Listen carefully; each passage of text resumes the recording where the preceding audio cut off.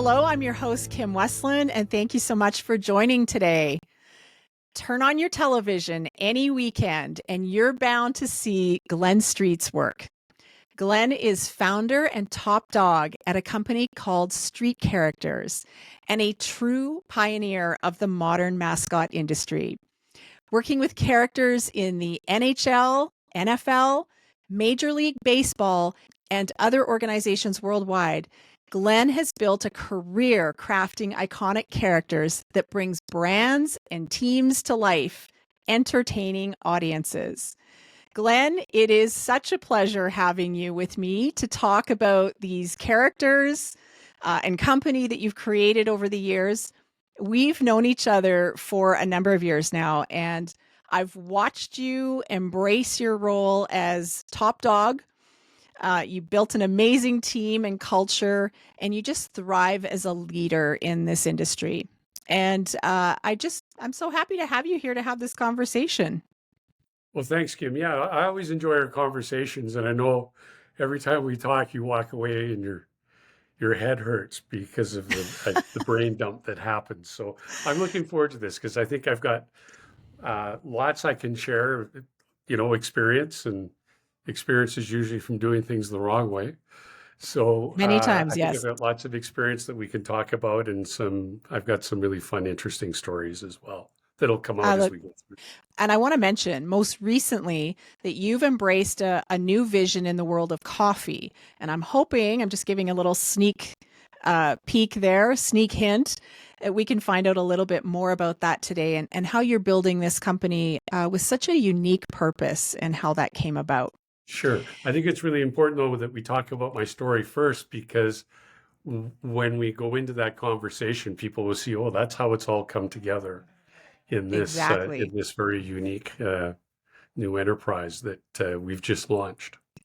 Yes, absolutely. We'll start with how and where did the vision for street characters come from? So we're just kind of backing up a number of years ago, but this is where it all started. And how Sure. did that So happen? a number of years ago, I was a volunteer for the Calgary Stampede, and they had ordered the mascot they had was really heavy and actually put a young farm kid in the hospital. And they went, Oh, well, okay, I guess we can't use that anymore. So they went down to Los Angeles and they had a new character created, Harry the horse. And I remember the costume coming up, and I'm sitting in a boardroom with this costume piled on the boardroom table. And the chair of the committee is going, well, now what?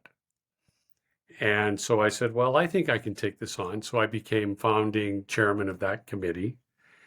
And through that, got to meet lots of other people doing mascots in the community. And then a buddy of mine had started Harvey for the Flames, and he asked me if I could help him, and I did. He traveled a lot. So I was his backup, and he and I became business partners, and we had owned and ran Harvey. And Harvey was the first one in the NHL. People would come play the Flames, and I'd always get a phone call a couple of days later.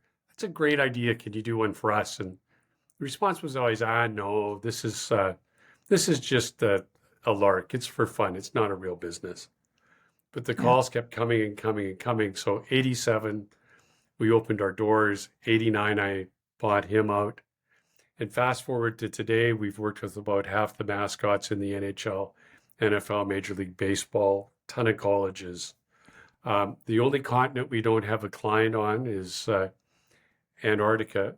And because 95% of our revenue comes from outside of Alberta or Canada even, we've just crossed $250 million in economic impact for this city. So we're this Wow. little company that nobody knows about, but everybody in the States knows who we are. So it's a great little story. That's so true. It's like you're this hidden gem here in Calgary. And it's such a fun concept for a business. I just have to ask you, way back then, did people actually take you seriously when you started? Like you're going to build Well, no, fun actually, characters? my parents were very concerned And, having been born and raised in Calgary, we know lots of, long established Calgary families. And, my parents were having some very prominent, successful business people take me out for lunch and do interventions. Why are you doing this? Yeah. And, but I always knew there was something here and we just had to figure it out. And, for a number of years, we did struggle. We're like any startup. Hmm. We were hopelessly underfunded, and we did a lot of things wrong, but persevered and, have an organization now that I think is I know is second to none. And we Yes. have data that backs that up in our industry. And, a lot of it started with creating a strong vision and mission for this organization, which very much are tied together. I have to ask you, is that what gave you the courage to tread down that unknown path of maybe a business that people didn't take seriously and they were trying to intervene and talk some Well, sense into you? I never had a traditional job. Every job that I ever had was pay for performance. So at the time when, we launched Harry and working with Harvey, I was in the commercial real estate business, leasing Oh, office space downtown. At 13, 14, I was a paper boy. And was paid by the number of new subscribers I could get and keep. And was waiter and bartender and all these things where the bulk of my compensation was based on my performance, hmm. not just showing up and being there. And so I always knew that business has always interested me, fascinated me. I always knew I'd be in business. I'm one of those people, I can't work for others because I can see a better path. Yeah. And so I would make a terrible employee because I'd have to be able to run things and have them going the way that I saw that they were supposed to go. So So the writing was on the wall really way back then that it this was just, probably you when were I was wired for born in my this. DNA, Yes. Yeah. it's right in my DNA. So it's And hard for somebody so, to talk you out of it then.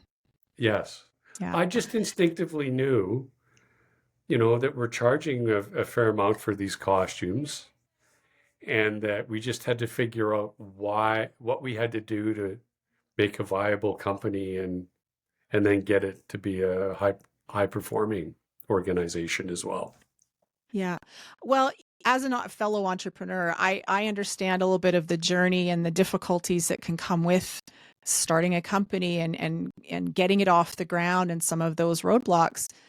But I have to ask you, where does your passion come from? Like when things get hard, and I know, you had a vision, you say that a vision was brought into the picture of where you wanted to go. But what keeps you going, and where does that sincere passion come from when things get really tough?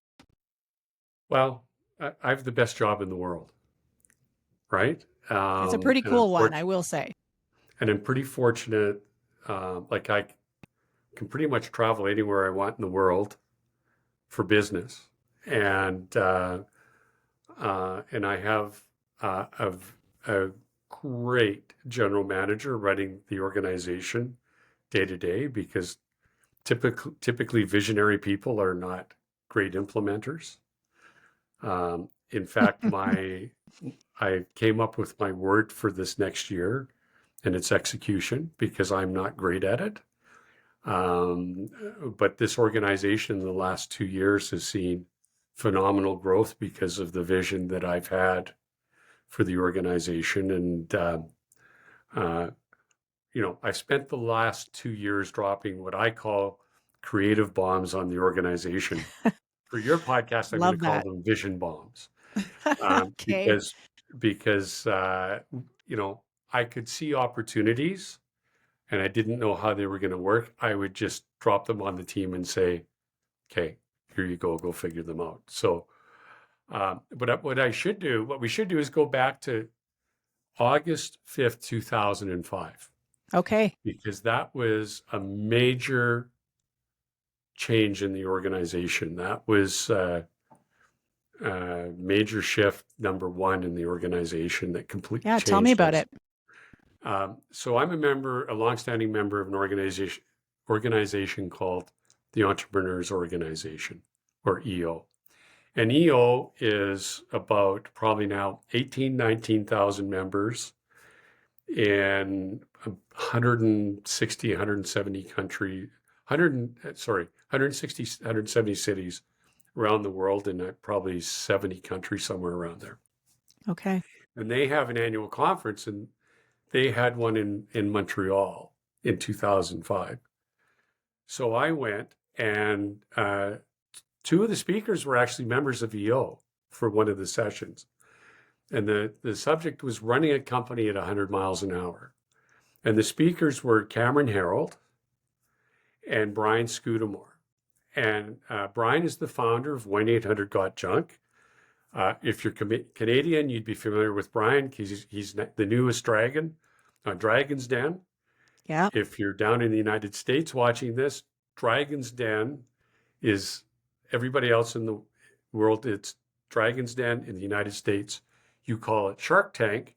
And actually, two of the original sharks, Herjavec and O'Leary, were original dragons on Dragon's Den in Canada. And when they That's started true. Shark Tank in the United States, they pulled them down from Canada. So, so I went to this talk, and they didn't really teach me anything I didn't already know. They laid it out in a format that I can do this. And so it's what I learned is that it really starts with the mission of your organization, or the purpose of your organization, and then the vision of the organization, how the leader lays it out, and then the core values of the organization. And if you are missing any one of those three things, you are up for a lot of pain. So let me walk you through those. Yes, So please. the mission of our organization, or what I believe that we are all about. Well, let me start with Pepsi. For a number of years had a very simple mission. 2 words: beat Coke. That's And very true. That's a vision that everybody can amass around and understand very quickly and very simply. Our mission is to entertain the world by creating the absolute best mascots possible. So it talks about the fact that we are a global organization, and it talks about the quality of the work that we deliver to our clients. Yeah. And those are very, very important. And then for vision, what I do, and I learned this through Brian and Cameron that day. Brian sits down every year and he writes what he calls the painted picture. And he writes 2 of them. He writes one, his vision for what the company will look like at the end of the year. So I'm going to be sitting down writing mine next year for January 31st, 2006. Okay? Okay. So that's the end of our fiscal year. And what Brian does is he doesn't write about this is what will happen. He writes it as a State of the Union of I'm speaking a year from now, and here's my speech on what we've accomplished. Love that. So I do the exact same thing. So, I write about our culture and any changes that'll be in our culture. I write about our revenue. I write about our successes. I write about what the focus of the organization was for the year. I write about the importance of the team contribution, so that our team members, when they hear it, because I give it as a speech every year, understand what their role is in making this vision happen. And So what'll happen is early in our new fiscal year, so late February, early March, uh, our fiscal year starts February 1st, but we have to let some things play out this year. I will give this speech to the team at a lunch that we take them all out to so they understand where we're going over the next year. And so it's something that they can get excited about because, okay, now I get it. I know where we're Yeah. going in the next year, and I know what this year is going to look like for me. So it's a very important piece. And what we do as well is if we're advertising for a position within the organization, we'll have somebody come to the interview. And before we even start the interview, we give them that painted picture and we let them read it. And that tells them all about who we are, what our culture is, what we think is important, the things we do to celebrate. Yeah. And it will help people self-select. And some people Yes, will it get will. really excited and go, these are my people. I want to be part of this. Yes. Or they'll go, yeah, this is too airy-fairy. It's not for me. But the good Yeah. news for us is they know before we even start the interview. And we can even ask, so what do you think of the painted picture that our founder wrote? Yeah. And you know right away if it excites them or if it's, yeah, that was nice. But the And disconnect, so yeah. it helps us select people who are aligned with Yeah. our core DNA in our organization. And I talked about core values. They're also very important as well. And you have them posted on your website. I actually found them on there. Yes, yeah, they're posted on there. We did a Mhm. mascot of our core values. Oh, I did And not know what that. those actually are is our DNA. And those are the rules. We don't have a big policy manual here with everything written out. It's very simple. It either aligns with our core values, and if it doesn't align with our core values, don't do it. So all of those pieces fit together to outline the look and feel of the organization and have Yeah. everybody understand what the priorities are, Yeah. where we're going for the year, as well as how you are expected to be a part of it and you're expected to behave.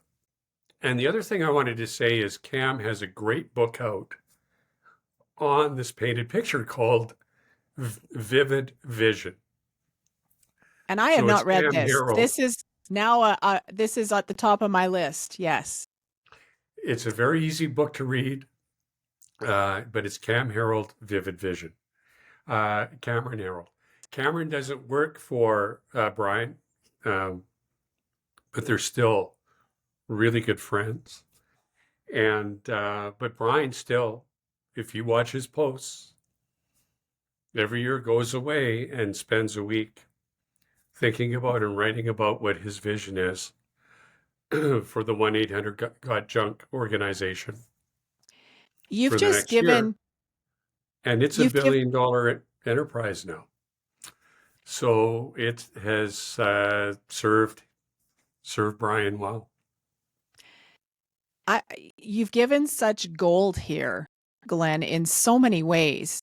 You've kept it simple. And this is for any organization out there or entrepreneur building a business. This is absolutely critical. And obviously I think so because it's what I help people develop. But to understand, even through the hiring process, that you can have such insight into somebody coming into your company. I'm not sure this is how a lot of people view it, but you've made it so simple just because you've kept it in the forefront and you've kept it aligned and you keep it in front of everybody. And I personally love that you speak from a year from now, like it's already happened. Right. I do a very similar exercise where I help people envision New Year's Eve the next year, like the next one coming up. What are you celebrating? What has already happened? What is it that you've achieved? And it's kind of getting in that driver's seat of it's possible. We're laying this out and we're going to walk in these steps, but we have to visualize ourselves already there. And that's Right. such an important key. So you doing that, I'm thrilled to hear because it's so effective. Right. And I really should take you back to August 4th, 2005, and Okay. all the time before that, because, you know, it was hard. It was, um,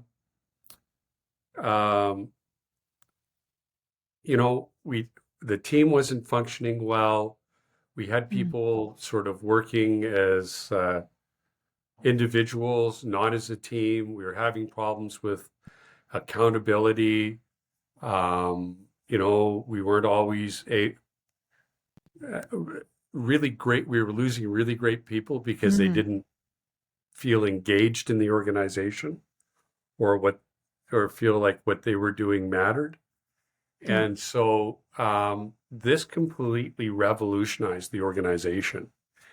And the way I made that shift so quickly is Yes. um, Brian, 1-800 Got Junk used to, and they still may do it. They would have a tour of their head office they call the Junction, and JUNK. And so I flew back to Calgary, sat down with my general manager, said, "Hey, look, I went through this. I think it's really important you see it. We're going next Friday. And what you and I are going to go, and I'm going to put out a invitation to any team member who wants to go with us." So I had probably 13, 14 people all fly out to Vancouver for a day. And we did this whole tour of the Junction. And we actually got to sit in on a conversation that Brian had with an EO group from Denver that were there at the same time, where Hmm. he dug down a lot deeper into what it was that they were doing. And when we flew back on the plane, the whole team's excited. We got to do this. We're starting Monday. We're going to go. And I went, oh, time out. We are going to do this. But understand, if we go back into the shop and we're raging and we're, yeah, all gung ho, the people who weren't with us are going to be like, what's going on here? Hmm. So Feel a we're going little to do some things disconnected. right away. Like we do what's called a daily huddle, where at 9:36 every morning, we get the team together and talk about what their plans are for the day. But we're going to do this in steps to get everybody up to speed, because otherwise we're going to have a lot of resistance. And that's exactly Yeah. what we did.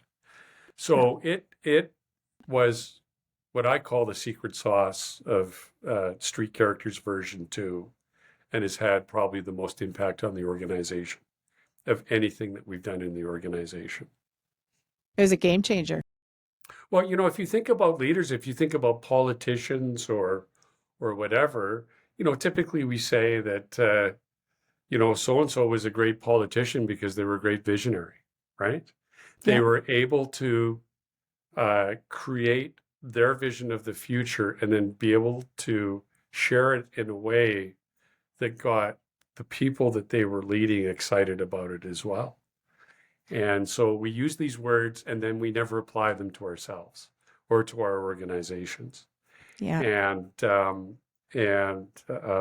it is so critical to um, really being a leader and getting people to follow in behind and have them Yeah. excited about where you're taking them.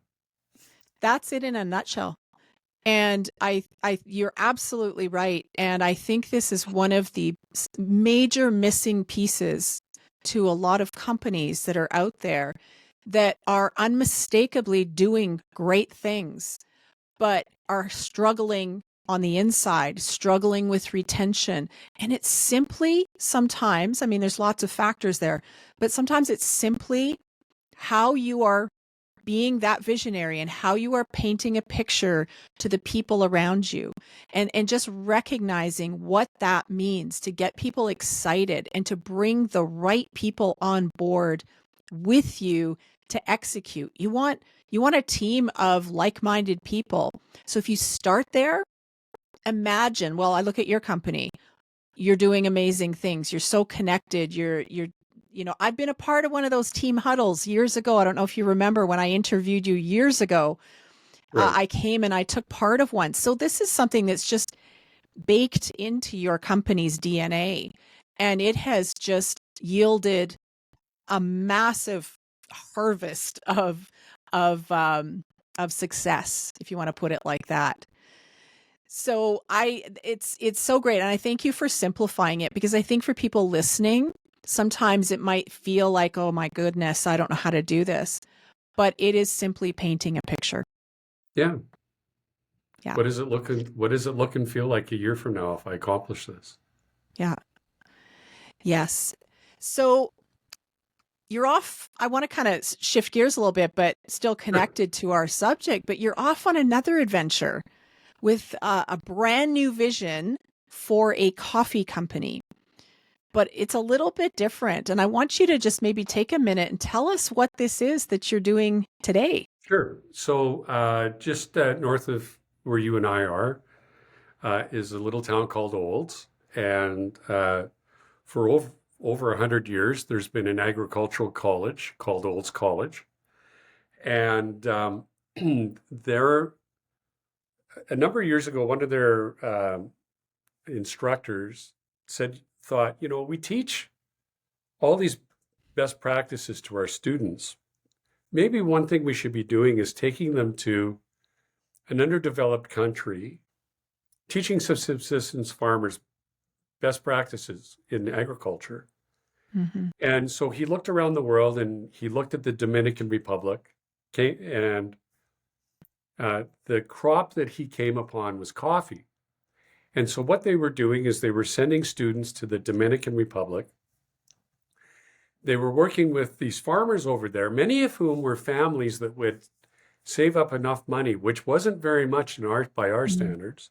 Mm-hmm. They'd buy 5 coffee plants. They'd go up the side of a steep hill, plant them, and tend to those plants all year round. And the beans that they got off those trees would be their income for the year. Wow. And so what the school was doing was they were teaching these farmers, and then they were buying their crops, bringing them back to Canada, roasting them and selling them. Mm-hmm. And then they were taking that money and they were going back into the community, and they refurbished the local school. They put solar panels on the roof. They put in a computer lab. The school had an outhouse that had fallen over a hill, so they built new outhouses for the students. Wow. And so they were sort of going full circle with the funds. And what they learned was that they were really good at teaching agriculture. They were really struggling with selling coffee. So the president called me and said, "Hey, will you help me? Will you help us? Will you go over and look at this the whole chain, Mm-hmm. come back and help us solve the marketing problem?" So I flew over with one of their team members, and they had a team member over there who lived there, who now works for me.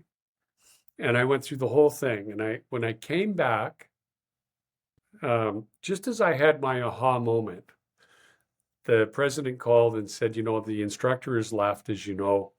It was kind of his thing. We're not going to do this anymore. And I said, well, I think I solved your problem. Can I take this and move it forward? He said, absolutely. We're making the announcement this Friday. Do you want us to announce that you're taking over? I said, no. We've got a few things I've got to do before I take it forward. And so the main thing was, and they had their coffee in Co-op and other big grocery stores here in town. And if you go and you look at a wall of coffee, it all looked the same. And what they forgot was to talk about the why of the coffee. Right. So the whole organization is focused around the why. Why does this organization exist? And you talk about vision, and you talk about purpose. If I wanted to start another company, if I wanted to make a lot of money, I could probably just buy an oil service company build it, and sell it, and I'd make a ton of money. But that has never been the driving factor for me. Right. And so when I looked around, I had 13 principles I was thinking about giving back, about having impact in for people who, were the poorest on the planet and things like that. So we have 4 brands, and they're around education, water, safe housing, and medical care. And so the organization is called Change is Good, and change is this phonetic spelling, CHANJ. And so here is the first coffee that we've gone with. So I'll show you. So there's our Love logo, it. Change is Good. We have our what's called Big Hairy Audacious Goal, and then so this one is called Schoolhouse Coffee, and the whole package is around telling the story of our vision and why. So you can see here what single bag of coffee will do. Yeah. On the back are different stats quoted globally, Mm-hmm. so that people who understand why this is important. So you're kind of educating them at the same time. We're educating them. And Yeah. then the other thing is that the people, our customers, we call change makers. And so we're building a whole community around this as well. And so we talk about becoming a change maker and what that means as well.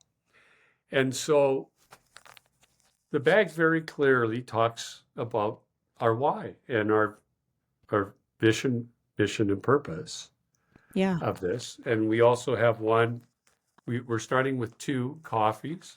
The coffee's all the same. And it's a really good, Okay. high quality premium coffee. We're using one of the largest coffee roasters in the United States.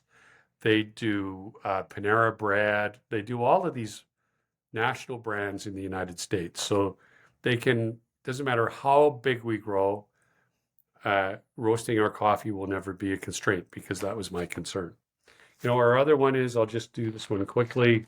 Yeah. It's all about water. And, again, what this bag of coffee will do, and then the reasons why. And we all see, water affects women mostly in these cultures, because they spend a lot of their time in the day Moving the water. getting water. Yeah. And just by providing water, for example, gives economic opportunity, because they can now go and take their skills and do crafts or whatever and be able to build a little business. And when you order our coffee, we want you to really believe in what we're all about. So you get the bag of coffee, and you also get a second bag that you can see here. It says "Be the Change." Yeah. And this is a bag of coffee to gift to a friend. And it I love says that. a gift from someone who cares. And this gives our change makers permission to go and say, "Hey, Kim, I just tried this great new coffee. I love their mission. They're making a difference in the world. Yeah. Here's a bag. You should try it." And hopefully Kim will try it, love it, and become a change maker as well. Now, I have to say that because 90 some percent of our business is in the United States, this is a coffee that is available in the United States. You can't get it in Canada. And the reason being is that California alone is equivalent to the entire country of Canada. So we've set this up as a U.S. entity, and we're working with people in the United States. But you can see a lot of the same elements Yeah. that play into this. And when I launched this in my EO forum group, which is like a peer board of advisors, one of my members is a guy named Nick Thompson. And Nick works with management teams of 100 million to multi-billion dollar companies. And when I rolled this out, he said, "Oh, can I take pictures?" And he took a picture of each side because he said, "Yeah, you're laying out exactly who you are, what you're about, and where you're going in this Yeah. organization." And again, it's easy for people to see it and get it and decide very quickly whether or not that's something that they connect to. And if they don't, that's okay. Yeah. We don't want, if you're a coffee stop, you're not our client. If you're somebody who wants really great coffee and you're going to have a cup of coffee anyway and know that a cup of coffee you're having is having significant impact in somebody's life because they're only making maybe $1 or $2 a day. Yeah. And there are lots of countries around the world where that's happening. Yeah. This has significant impact on those organizations. Schoolhouse, we've been supporting for a number of years now. My belief is before we launched this coffee, we had to live the story. So for a number of years now, we have been supporting an organization called Village Impact, which is, again, started by a friend in the Toronto area, but she raises most of her funds in the United States. She's built 16 schools in Amazing. Kenya. We went with them 2 Julys ago, and the president of Kenya came and opened their latest school, which is a school for girls school for 800 girls. It's on a major highway that has traffic that's continually going from the port to Ethiopia. And for young girls in this area, because they can't get an education and all of these things, sadly, the only work that they have is servicing the truckers on this major route.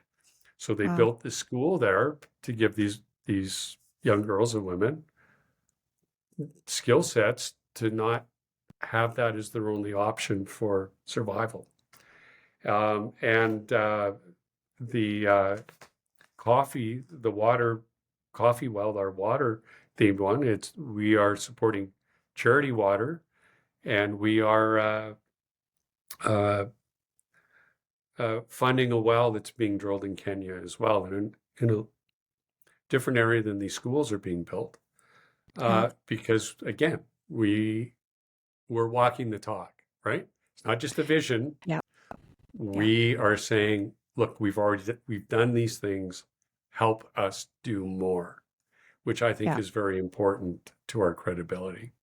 Well, it's putting that action behind your words. That's right. And you are doing something that people today, I feel, are really chasing after, which is they want to know what's behind the name, what's behind the business. How do you do things? What's your vision? And it's so simple, again, what you've done. You've placed the vision on the packaging. You're so upfront with it. And you can pick up that bag of coffee and literally, in reading all 4 sides, you know exactly what you're buying into, what it supports, and also how I can personally be involved. I feel like I've made a difference if I'm buying a bag of your coffee. I Right. can't think of too many brands where I have that feeling. Right. Like I would have to think really hard. Right. And that's a game changer. And I really feel you're diving into an area that I feel like we're just on the cusp of more and more companies really coming into this way of doing business, but it's how to do it. And the key is you do have to walk the walk. You can't just have a bag of coffee or whatever it may be and have the vision there, but then behind the scenes, something very different is Right. happening. Integrity, authenticity, those things are all a big part of doing this so well and doing it in a way that really matters and at the end of the day has such purpose. So kudos to you. I Thank mean, you. this is amazing. And I so support what you're doing, Glenn, and the people that you're bringing in to do this. A little sad. It's only in the States, but I'm going to hopefully, Right. you know, hold out for maybe one day it coming to Canada. But obviously, it is a global vision that you have. And I think it's just so amazing. I have to ask you, as we're kind of wrapping up here, what do you want your legacy to be? You've already done such amazing things. And I know it's a pretty big question, but what would come to mind for you as an answer to that? Well, I think probably just that I made a difference, right? And if I look all through my life, I've made differences, you Mm-hmm. know, pioneered an industry, right? This was in the early days. I mean, the company was started because nobody else was doing it. There was one or two companies that were not even companies, artists doing it in their garage, and they were dangerous Right. because they didn't know what they were doing. So pioneered an industry. I was on the board of directors for the Calgary Stampede for 10 years, and I came on just after the master plan, which again is a visionary document, Yeah. was unveiled. And, you know, and now probably close to $2 billion has been earmarked for growth. You know, there's a school on the park, which was part of the vision. There's a museum, the Sam Center, that's on the park. There's the Nutrient Center, which is an equine building for showcasing horses, a very specially built building for equestrian events. The new BMO Center, the new convention center, Yeah. $750 million building, which is, I've been in it probably 40 times now, and I'm just in awe every time I go into it because it's such an amazing building. It's pretty spectacular. So, you know, I have footprints all through this city and all through industry. Another fun one is if you're a Calgary Flames fan, you know who Blasty is, the horse mascot on the third jersey. That's a result of me. I was an NHL All-Star, and we had a partner who did most of the branding for the NHL. And Ron Bremner, at that time, was president of the Flames. I introduced him to this design company, who then designed Blasty. And that's Okay. so every time I see a Blasty, I only wear Blasty jerseys when I go to Flames game, and every time I see one, I go, "Hey, I did that." And Exactly. Stand a little taller. That's so, awesome. you know, the impact all through the organization, all through this city, but always in a very subtle way, right? And I think that that's going to be my legacy, is that I saw opportunity that made a difference and did things that made a difference. Well, and that's why I love bringing a spotlight to somebody like you, Glenn, because you have such an amazing story. It's kind of sometimes hidden underneath some things, and I like to kind of bring it to the surface because it deserves to be told. Personally, I'm going to throw out a line to you and say, maybe a book on trailblazing industries and how to do this and sharing your wisdom with the world outside of this podcast and others. Maybe that's in your future. I'll just plant that seed and see if it grows. Sure. But Glenn, I am so inspired by you, and I have no doubt that our listeners are feeling the same. And I really look forward to following your journey in this newest venture and seeing your vision come to life. So I just want to thank you for being here today. And I want to say we'll have some links available in the description so that you can follow what Glenn is doing. And maybe you've never considered a mascot, or if you're in the States right now, some coffee for change. And maybe you'll want to reach out for your business as well. So now you And know I'm going how to to end reach by out. giving your audience some homework. So Okay. first of all, what is your purpose? Why are you doing this? Why does your organization or whatever, why does it exist? entertain the world, creating the absolute best mascots, end global Yes. poverty. So that, what is your purpose? What mission are you on? What are you trying to do? And then in a very detailed format, write out that painted picture as though you were a year from now or 3 years or 5 years, whatever time frame you're looking at. You're writing your State of the Union as though you've accomplished those things. So not what are we going to do in the next year? Next month, I'm going to be standing up and saying in 2024, this is what we accomplished. And so that's the homework for the people watching this if you want to move your organization or yourself forward. Love it. I'm so glad that you gave those points right at the end here, and I couldn't agree with you more. This is exactly what differentiates where have we been to a forward looking where are we going. So awesome. Thank you so much to Glenn and, of course, to everybody for tuning in. Until next time. Thanks, Kim.